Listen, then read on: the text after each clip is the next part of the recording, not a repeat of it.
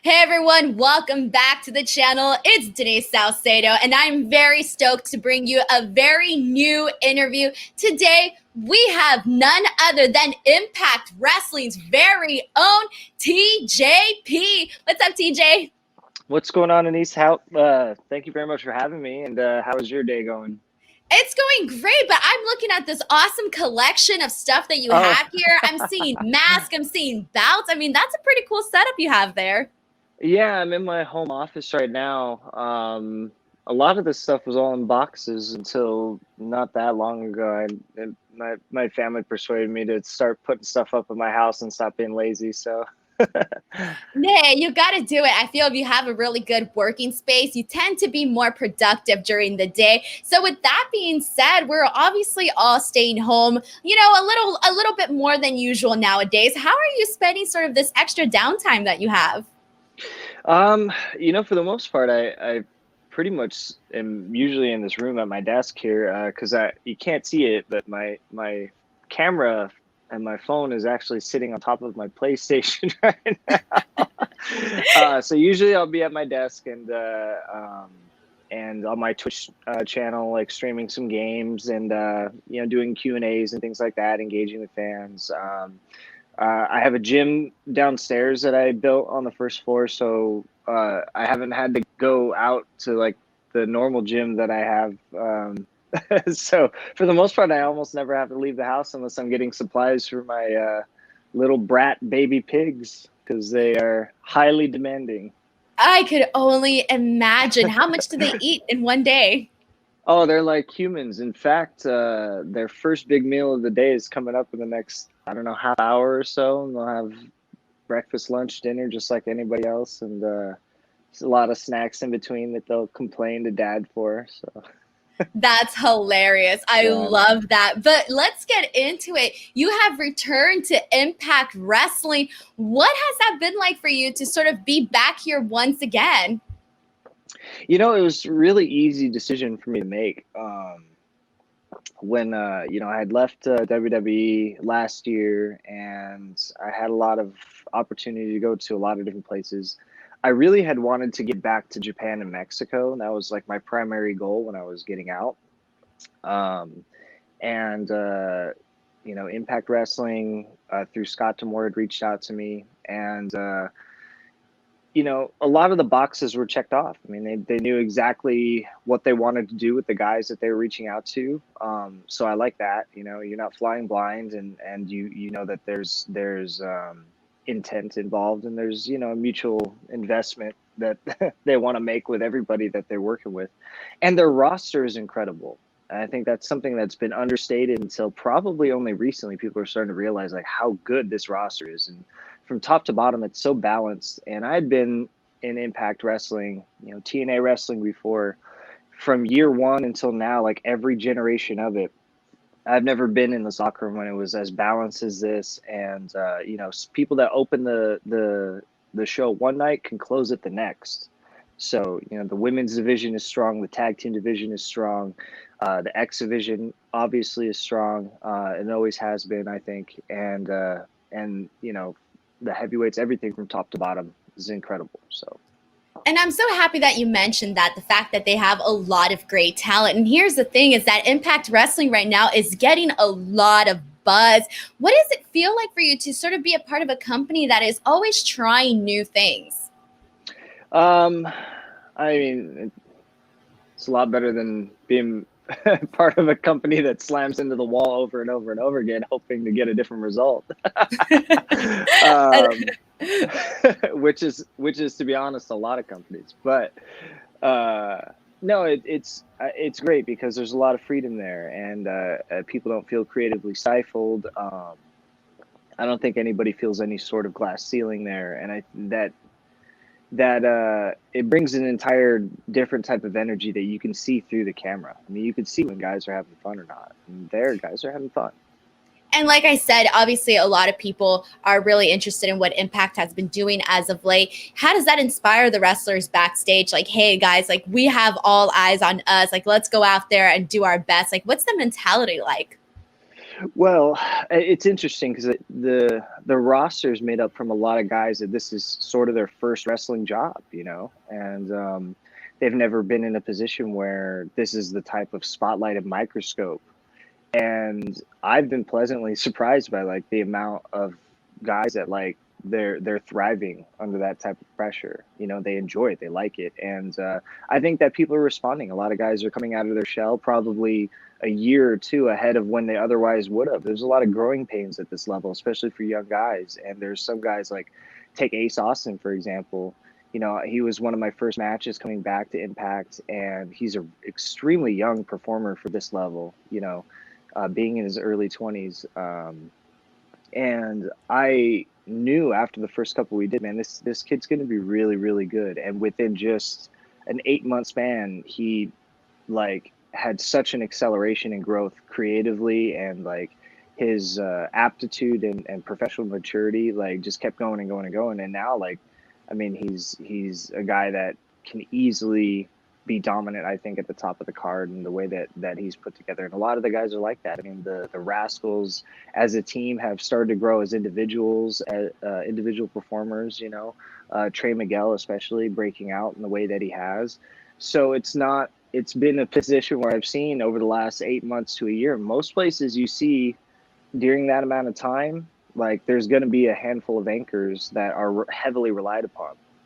And here I've seen so many guys that are like ready to keep moving up and keep moving up. And I think that the spotlight and the attention and the growth of it is exactly what they saw a year ago, which is another reason why I wanted to come. And it's just one of those things I could see it on the horizon that it's going to start breaking off like this. And the guys I think are responding really well.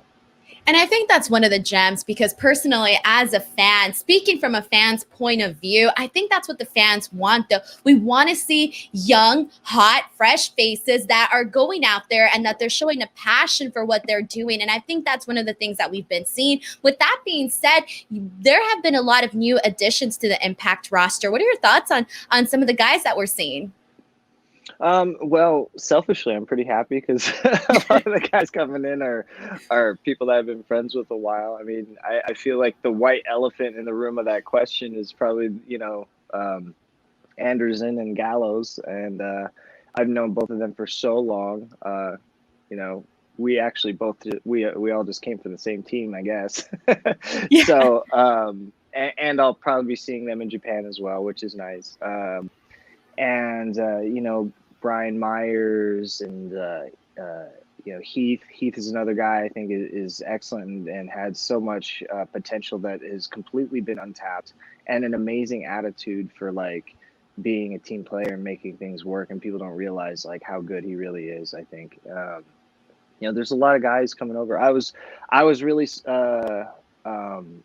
pleasantly surprised by Deonna Purrazzo when she was first coming in. I mean, she's not the most recent like group of people coming in, but she immediately came in and being a technical wrestler, like that's my jam. So like I really enjoyed that, you know, she came in and with that type of style and is able to do that type of stuff, because I feel like there aren't a lot of women's technicians like that are pure technicians in that way. And I always thought that was really unique that we had one of the few really great women's powerhouses in the company in Jordan Grace. So now for Deonna to come in and to continue broadening the styles, which we already had, I think, a really good women's division. I thought that was really cool, and I really enjoy watching Deonna work for that reason. The Motor City Machine Guns, two more guys that I've been friends with for a long time. So it was really nice to see them come back, especially with Chris Sabin and like, you know, the amount of obstacles he's overcome like physically in his career. And especially now, like, I feel like he is mentally the most complete wrestler that he's ever been. So for him to be physically feeling like he's good to put it all together and jump back in. I'm really happy about that. I think that was an awesome moment. Speaking for the Motor City Machine Guns, like that was so much fun to sort of see them come out, and it's like, yes, like they're back. And I think you've really felt people's excitement overall, you know, on social media and all across the board. And Deonna Purrazzo has definitely been making headwaves as well, which I think is great because we've all known that Impact has done a lot of things with their women's division, and they've always tend to be ahead of the curve of things. So I think that adding more of, you know, people like Jordynne Grace and Deonna Purrazzo just kind of adds to that a little bit more. But you've also been teaming with Fallah Bahh, and he is an impressive talent. What has that been like working with him, and what are some of the things that impress you the most out of what he does? It's like being at a family barbecue all the time. Why is that? For better or worse? Because you know we're both Filipino and we both hit it off immediately. He's honestly at least 50% of the reason why I chose to come to Impact. You know, there's not a lot of Asian American representation in wrestling anyway, but there's not a lot of and Filipino there's like no Filipino tag teams at all. Yeah, and I always thought he was very unique. I posted a picture that somebody had sent me comparing one of our pictures to Owen and Yokozuna, and I thought it was funny, but I also thought it's a nice homage, and it's a creative connection that somebody had made. But I had always thought that, you know, Fallah had that sort of uniqueness that Yoko did, like where he's got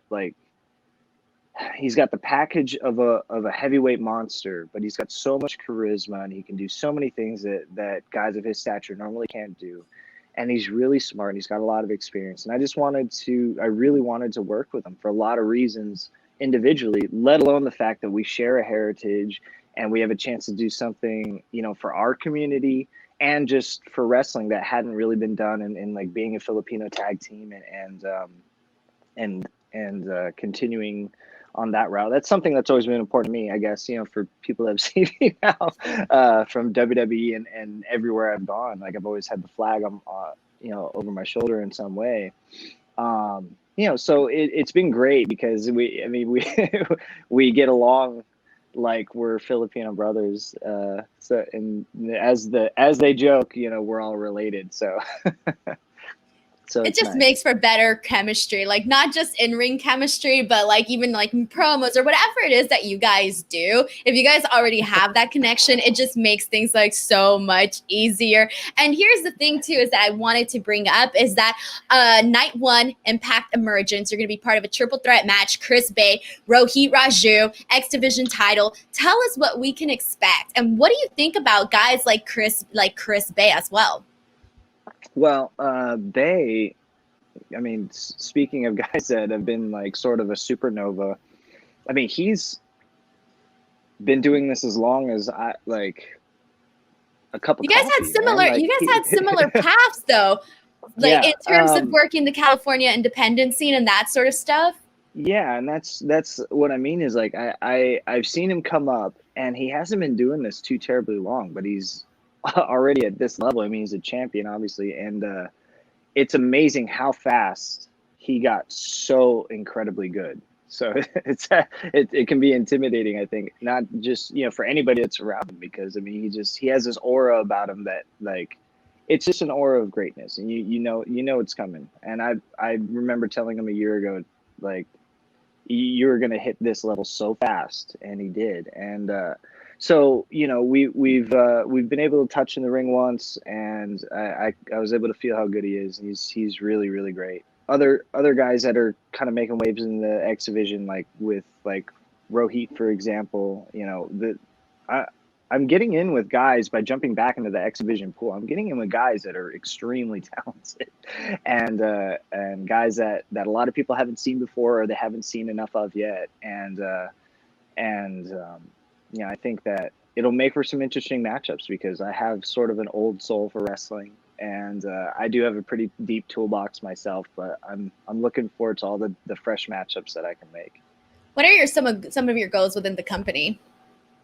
You know, tag gold is still like my primary thing. I came here specifically to be with Fallah, and it's something that I really wanted to do. It's something I hadn't really done before. You know, I've been an X Division champion. I've been cruiserweight champion in another company, and I've done junior title stuff, or junior division stuff in other companies around the world, and I really wanted to be able to do something different. So tag team gold would be a very primary thing for me and Fallah. I do want to jump back into the X Division and throw my name into like the world title stuff. I would like to break out as a singles performer. I guess not break out, but yeah, I see what you mean. But I guess pick up the ball that they keep trying to hand me, I guess is probably the right way to put it. But I mean, ever since coming in, I think that the idea that the company really wanted to make a lot of fresh singles matches, and I kept like taking a dog on a walk. I kept trying to take them in a different direction with me and Fallah, like, this is what I want to do. And I feel like they're like, okay, we've let you go on this walk now. We also want you to do some other stuff. So I am looking forward to doing a lot of the matches that I think are out there for me as a singles performer. I had some great ones over the last year. Vikingo in Mexico was one that a lot of oh people man, really he's liked. just so incredibly talented as well. I mean, some of the stuff that he has done, you're just he's like, automatic. Did I just see that? Yeah, he's incredible, and a hard worker too. I've literally seen him wrestle until he can't walk anymore. I mean, he's amazing. He'll go until he is empty. Josh Alexander and I had a great singles match. Daga, I had a couple with Michael Elgin previously. Ace Austin as well. So there's a lot of singles matches that I had done that I was particularly proud of, and I know that the company would like to continue making those matches as well. And there's a lot of guys, like I said before. I mean, there's so many. Everybody in this company is incredible. So I mean, there's a lot of stuff that if I were not in a tag setting, that there's a lot of matches there to be made for me as well. So I'm looking forward to that, and hopefully stealing everybody's titles for a little bit, and then I'll give them back.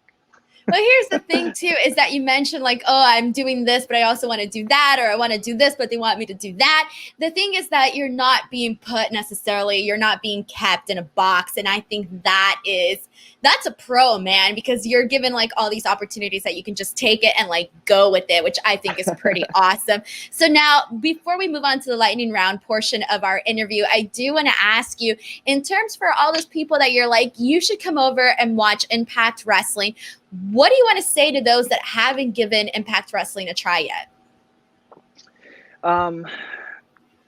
Well, I would say that the key word is wrestling. I mean, the roster here is so great, and I feel like a lot of them, like, everybody's carved out exactly who they are. So if you grew up on wrestling, there's a lot of it that you fell in love with that doesn't necessarily have to do with the moves you see and the stuff that is creatively done in the ring. But I think there's been a tipping point over the last decade or so where, a lot of that which draws us in as new viewers, or, us as kids, wrestling gets lost in the shuffle of that. And I feel like I'm in a place now where there's such a great balance, where you have these amazing, diverse characters.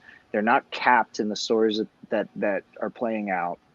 And when they get in the ring, we're not capped in the ring either, because a lot of guys in other places are capped, and here we're not. And I think that's what makes the magic, man. I mean, we're able to go out and literally manufacture magic whenever we want, because we have freedom on all levels. And so for anybody that hasn't seen Impact recently or at all, I would just say, like, everything you fell in love with wrestling, if you like wrestling, you'll find it here, because there's something for everyone. The characters are amazing. The wrestling is amazing. I don't think you could check off any more boxes as far as what you would want to see in a company.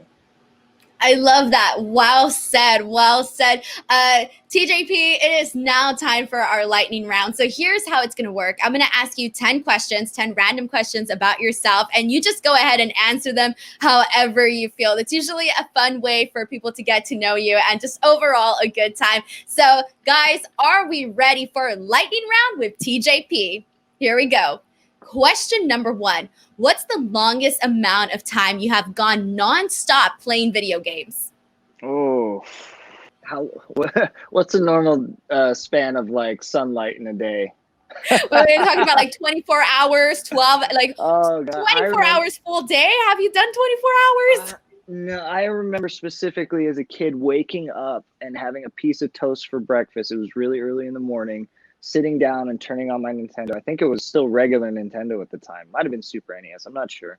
And I played until sunset. And I remember thinking, God, I'm getting up finally because I'm starving and the sun has gone down. And that's how long I played, from like, I don't know, 8 a.m. until like 5 p.m. So That's awesome. Sometimes it can be really long. Yeah. You're like, where did the whole day go, man? The entire day was gone.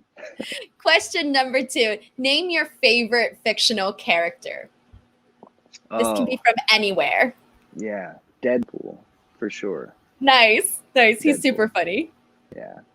Question number 3. What would you say is your spirit animal? Deadpool, for sure.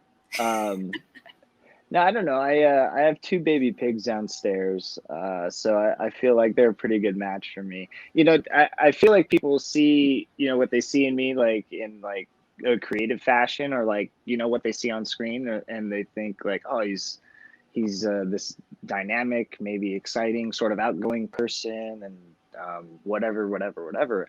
I am like the biggest loafer ever. And I love my baby pigs for that reason, because they have such the same personality. And just I'm such a slug around the house, and I feel like they match my energy pretty well. I get excited when I want to eat. That's so I almost feel like if you didn't say your piggies, they would sort of be offended. Like, we're the animal in your home and we're not your spirit animal. You know, the thing is, they're aware that they're sort of famous, so they know that people know them. Especially the girl, she soaks it up. So, you know, Aww. they would let me hear it if they felt like I knocked them down a peg. Say, she's like, you have a diva in your house, okay? Yeah. Question number 4. What is your most used emoji? Oh man, that's not safe for work. Oh, you only left my mind there to wonder. No, I probably the blushing kiss face. Oh, okay. Yeah, that's probably the pretty much 90% of my texts all go to my girl, and that's the most common one I send, because I'm constantly traveling, so we're not always in the same place at the same time. So oftentimes I need to send her cute things 24/7 to make sure that she gets the attention that she needs. You're like, don't forget about me while I'm gone. Oh, I mean, she's definitely swinging down to get to me, so I definitely need to make sure she doesn't forget about me. Awesome. Question number 5. What was your favorite toy as a kid? Probably be a tie between the Ecto-1 Ghostbusters car, or probably like my WWF action figures. You know, I had like all the old like spring-loaded move action stuff. So probably that. Actually, maybe Ninja Turtles. Nice. I'd probably go Ninja Turtles. I was a big Turtles kid. I love that. Question number 6. If you owned your own island, what would you call it? Tatooine, maybe. What was that? Tattooing? Yeah. Nice. Tatooine. Yeah. Oh, okay.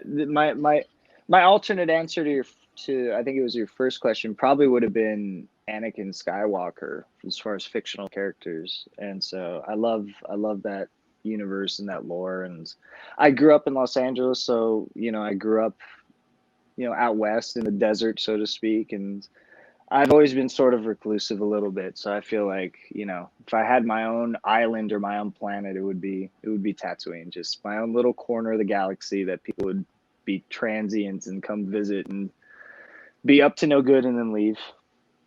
That's awesome. That's the dream, all right? That's the dream, especially right now. Oh, yeah. Question number 7. What's your go-to dance move on the dance floor? Well, if I say the dab, then 100,000 internet wrestling fans will flame me to death on Twitter, so I'm not gonna say. Even though everyone secretly does it, okay? Everyone secretly does it, even if they're not a fan. I don't like. I don't know what it would be called. I mean, being a Filipino kid, especially growing up in Filipino families and being there like on holidays and stuff, and I often danced for quarters for my Filipino aunts and uncles. That's just the way it is in in Filipino families. And so I used to do a little break dancing when I was a kid. And there's like this little like leg tail whip thing. It's like a break dancing thing. I've done it a couple times just for fun, like in the ring, just to be funny. But probably that thing. I don't know what it's called, but. Yeah, just a little swirly thing. We'll take it. We'll take it as an answer. Question number 8. If it rained food, what food item do you wish fell from the sky? Everyone's dream. Man, I guess all things equal, if food can safely transport through the air and not be spoiled and hit the ground just fine. And I guess we're thinking 10-second rule here, but pizza. I'd probably go pizza. It's my go-to for anything. If I want something that I want, and it's not like I gotta eat this because I'm trying to be like healthy, hardworking superstar guy, then it's definitely pizza. When I can just choose, it's always pizza. Perfect answer. Perfect answer. Question number 9. What's the craziest thing you've ever done? I mean, other than my job, I don't know. Like being pro wrestler is pretty crazy. I'm kind of a I'm kind of a square, man. I've never drank. I've never done any drugs. I don't like have anything against it. I just have never like been thrilled by crazy stuff necessarily. Craziest thing I've ever done. Or maybe something you would like to do, but you haven't. That's like crazy. You know, I'd really like to go skydiving or like base jumping, that sort of thing. I'm pretty good friends with PJ Black over in Ring of Honor, and he's just insane at it. I mean, he's always doing stuff like that, and he's very slowly roping me into committing to trying it one day. But it's definitely something I would love to do. I don't have a lot of fears in the world, so that it's weird that I'm not like a thrill seeker in that way. I guess I'm just too lazy-minded, but that is something I would love to do. Hey, you never know. Leave all the opportunities open. We never know. We might see you jumping off of a plane. It'll be great. Question number 10, last one. What's your favorite city to wrestle in? Oh, I mean, Los Angeles for sure. I mean, being at home, especially, having the opportunity over the last few years to be like in the Staples Center, like the Anaheim Ponds, these arenas that I grew up watching my heroes in has been incredible. I always love coming back to LA. I have a really good connection with my hometown city, and they're great because they're very they'll let you hear it. You know, they don't care how loyal they are to you, which they will always stay loyal to you to a fault, but they'll let you hear it if they're not happy with you. So I love it there because like the love is real. And but I like Tokyo a lot. Opening a tour at Corkin Hall is always a pretty fun experience. Mexico City would probably be my other answer, though. Mexico City is amazing. Arena Mexico is my favorite venue, probably in the entire world. And the culture there, Mexican wrestling fans are incredible. Lucha Libre is my favorite culture for wrestling. So I would say Mexico City. If I had to pick one more domestically, I might say Brooklyn. I like New York. Fans there are similar to LA. They'll let you hear it, but I get a lot of love from New York fans. Yeah, no, I get you. Being an LA native, that is like the number one city, the best place to perform at, I would say, hands down.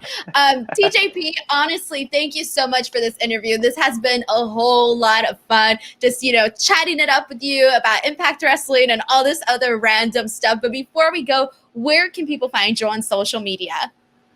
Well, I don't have too terribly much of it, but all of it can be found at Mega TJP. You can find me on Instagram there, Twitter as well, and then my Twitch channel is coming along slowly but surely. I mean, I've always been on Twitch, but in a very informal way. But you can see me streaming a lot lately, so If you have anything that you have requests for people that have been watching, or if you want to check it out, twitch.tv/megatjp.